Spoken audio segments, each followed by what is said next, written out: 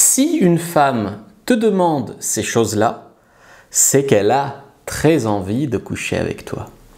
Et oui, ce ne sont pas des questions anodines. Le truc, c'est qu'il y a beaucoup d'hommes qui se disent « elle me demande ça, mais peut-être que j'ai l'esprit mal tourné, etc. » Des fois, vous vous faites des films. Mais si vous avez ces questions-là, surtout si vous en avez plusieurs, alors là, c'est très probablement un signe d'intérêt. Au fait, je vous ai fait une fiche contenant tous les signes d'intérêt et de désintérêt d'une femme pour ne plus jamais vous tromper. Vous pouvez la prendre en lien en bio, en description de la vidéo. Alors, si une femme vous demande ces choses-là, c'est qu'elle pense clairement à aller plus loin avec vous. Donc, restez bien jusqu'au bout et dites-moi en commentaire si vous reconnaissez des situations que vous avez déjà vécues. Premièrement, ce sont des questions sur votre emploi du temps. Une femme qui te demande « tu fais quoi après ?» ou « est-ce que tu travailles demain matin ?» c'est très probablement une femme soit qui a envie de passer plus de temps avec vous, soit qui a envie de dormir avec vous. Donc elle cherche finalement à savoir si vous êtes disponible pour prolonger le moment. Donc là, si vous commencez à dire « ouais, je suis occupé », ça vous donne l'air occupé, certes mystérieux, tout ce que vous voulez, mais vous gâchez quand même une chance probable de coucher avec elle. C'est très rare qu'une femme vous dise « tu fais quoi après ? Rien et toi ? Ben moi je suis occupé ». Tu vois, elle, si elle te demande ça, les femmes ne veulent pas avoir l'air intéressées si elles ne le sont pas. Elles ont très peur d'avoir à leur trousse un mec mort de faim qui ne leur plaît pas, qui se fait des idées. Donc très souvent, les femmes évitent l'ambiguïté. Elles lèvent l'ambiguïté quand elles ne sont pas intéressées. Donc s'il y a de l'ambiguïté avec ces questions-là, c'est très probablement un signal d'intérêt. Ensuite, il y a toutes les questions orientées sur le confort. La logistique en fait. Donc, est-ce qu'il y a un Uber vers chez toi? Est-ce qu'on peut venir en Uber? Est-ce que tu habites loin? Est-ce qu'il y a un métro? En fait, elle s'assure qu'elle pourra déjà venir chez toi, mais probablement aussi rentrer facilement. Donc en fin de soirée, elle rentre, ou si la soirée se passe mal, ce qui est toujours quelque chose que les femmes ont en tête, c'est que cet homme-là, ben, il a l'air charmant, mais si ça se passe mal, qu'est-ce que je fais? Elle pourra partir facilement. Elle ne sera pas coincée chez toi.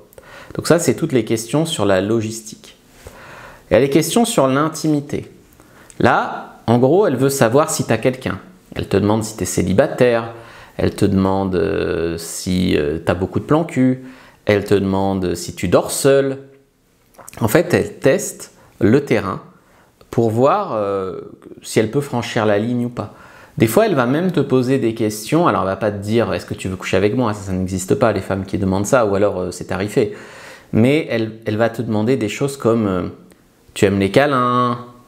Est-ce que tu dors tout habillé? Enfin, plutôt en pyjama.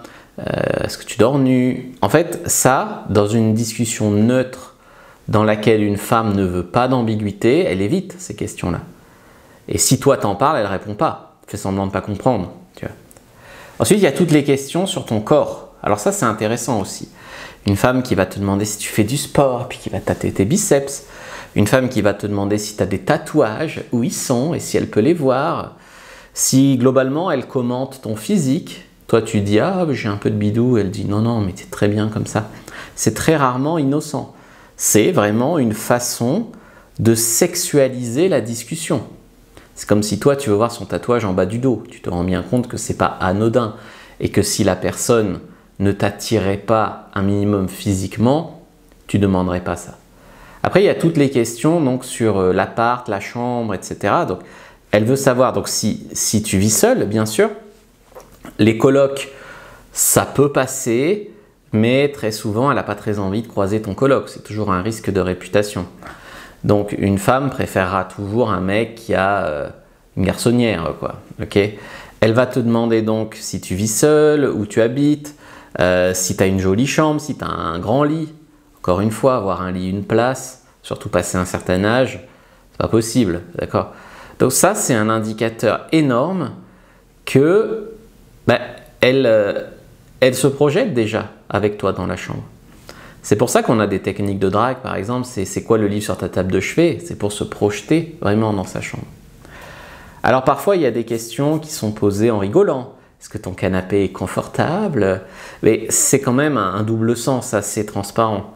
Encore une fois, ça sera peut-être le maître mot de cette vidéo, mais une femme qui n'est pas un minimum intéressée par toi, elle évite l'ambiguïté parce qu'elle n'a pas envie qu'un mec qui lui plaît pas se fasse des idées. Tu vois, les femmes, elles évitent ce genre de choses-là. C'est pour ça qu'elles balancent même des fois en prévention, j'ai un copain. Tu vois.